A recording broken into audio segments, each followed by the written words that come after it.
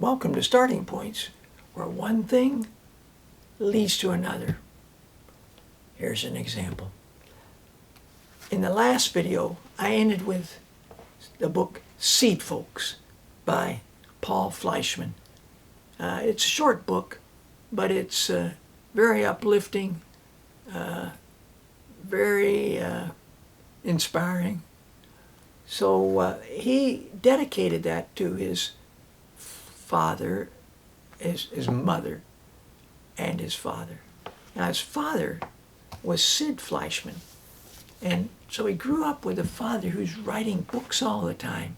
Sid Fleischman wrote books for the 7 to 10 age group and for the 11 to 15 age group. Lots of books. And he wrote 7 about McBroom and his wonderful 1-acre farm. And they looked like this. Here's McBroom and the beanstalk. And got to have a beanstalk story, and they look like that. It's some pages, mostly an illustration for every page, and but an English publisher decided they were going to bring these out, put 4 of those books together, use a smaller typeface so that they'd fit in. Smaller typeface. Still lots of drawings, lots of pictures, but that's what they did. And the first one tells how everything sort of gets started on that 1-acre farm. Well, we stood there, gazing at our 1-acre farm that wasn't good for anything but jumping into on a hot day.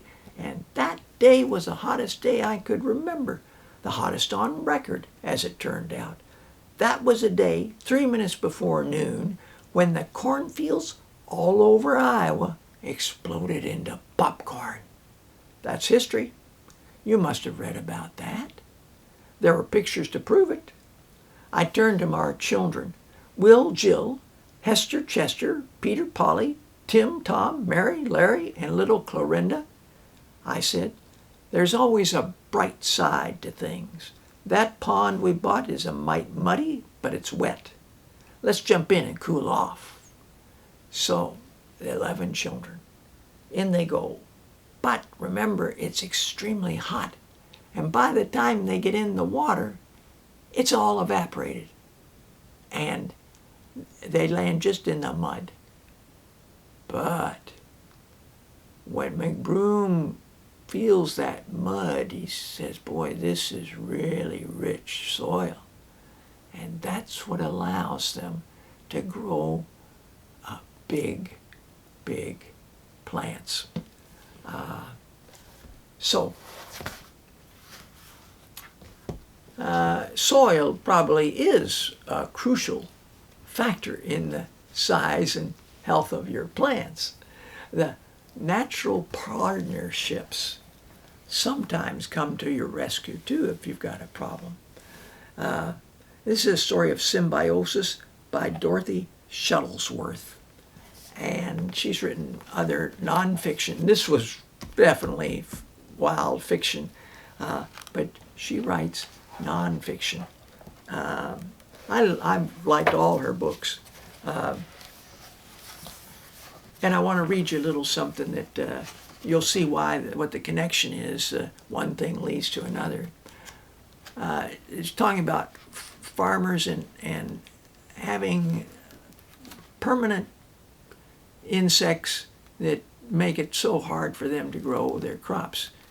But, she says, there are turnabout instances where farmers deliberately use insects to destroy unwanted plants. Australia is grateful to a little moth for ridding the country of a cactus plague. In 1839, a single prickly pear cactus was taken there and presented to one of the settlers in the northeastern farmlands. Admiring it, he gave cuttings to a number of friends who planted them around their cabins. And in less than 100 years, the cacti had overrun 60 million acres of pasture land. Some methods of killing plants, such as burning, did not prove practical for destroying them. So, a study was begun of cactus-eating insects. There were a number to choose from, and each was checked for what damage it might do, besides being helpful in one way, if introduced into a foreign country. Finally, a choice was made, and several thousand cactus moth eggs were shipped from Argentina to Australia, where they were placed on the spiny cactus leaves. The eggs hatched, the larvae burrowed into the plants, and the partnership was carried to its conclusion, fatal to the cacti. Within a few years, moths were laying eggs by the million, and as the larvae developing from them destroyed the plants, Australia was relieved of its problem. Happily, these moths were obligate parasites on cacti, and as the cacti died away, their numbers decreased. They did not turn to any other vegetation. Then she looks at a partnership that happens involving the fig plant. And then she looks at, well, one thing leads to another. And so I'd like to finish with 3 books, all done by the same people.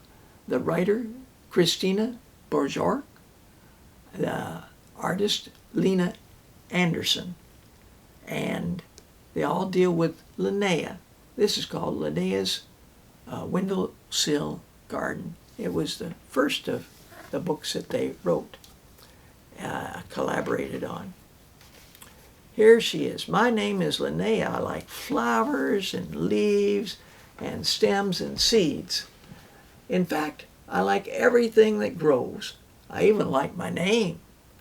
I am named after the Linnea, a little pink flower that grows in the woods.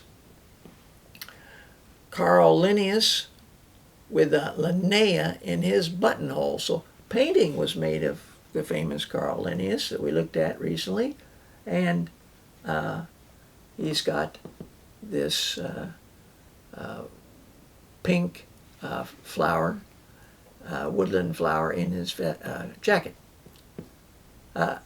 So over on this page you can see her windowsill garden, and there's a stamp, a commemorative stamp that shows a painting of the flower, and it was issued in 1978, 200 years after the death of Linnaeus.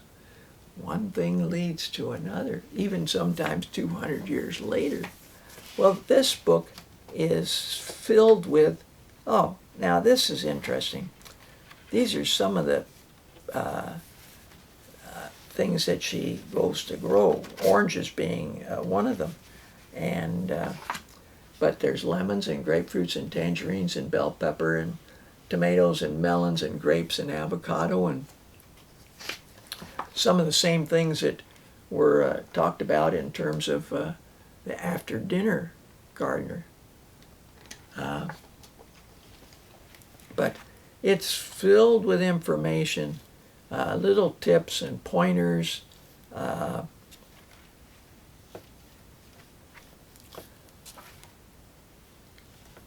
So I think it's, well, one might consider this is an appropriate book to maybe start off a potential gardener with, because just about everything is covered and all the things are practically explained, taking care of them.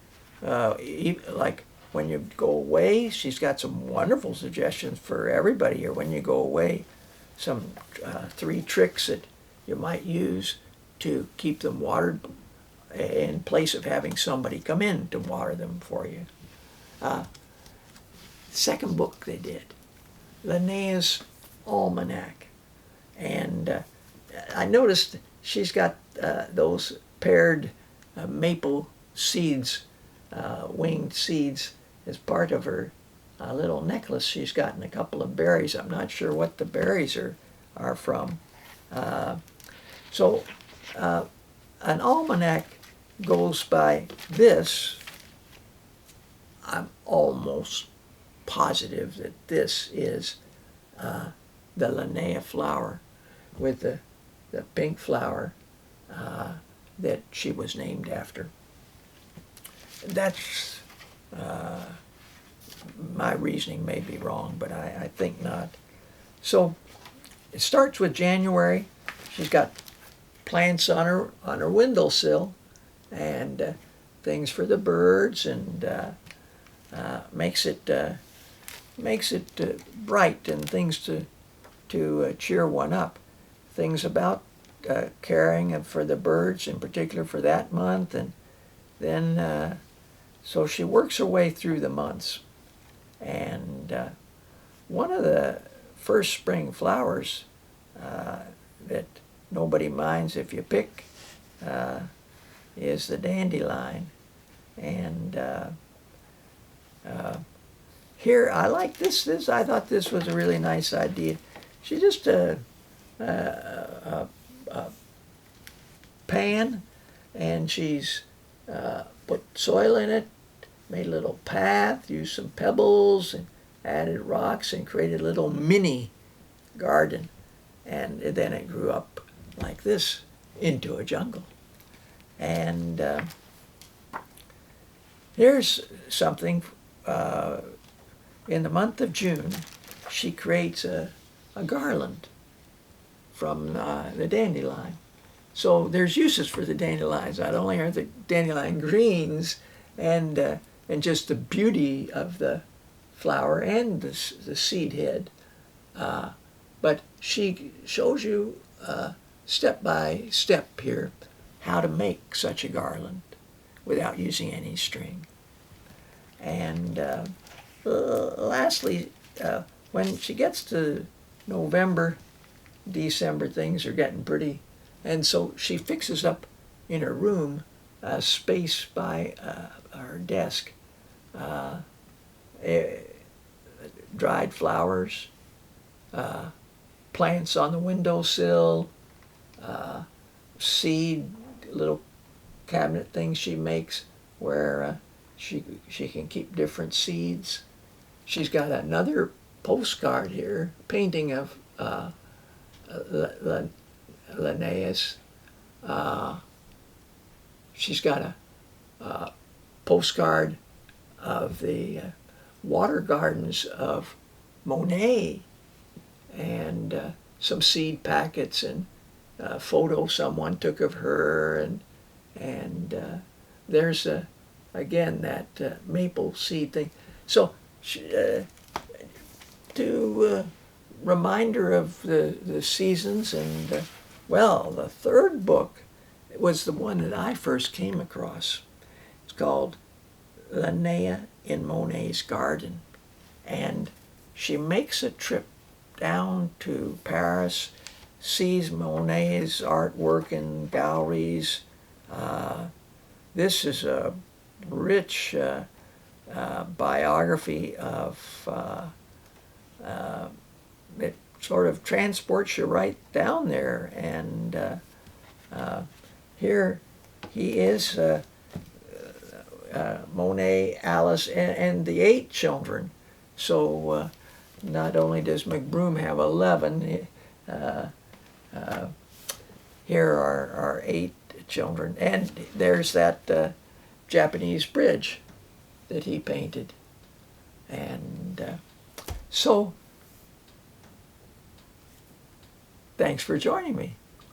Until next time, bye for now.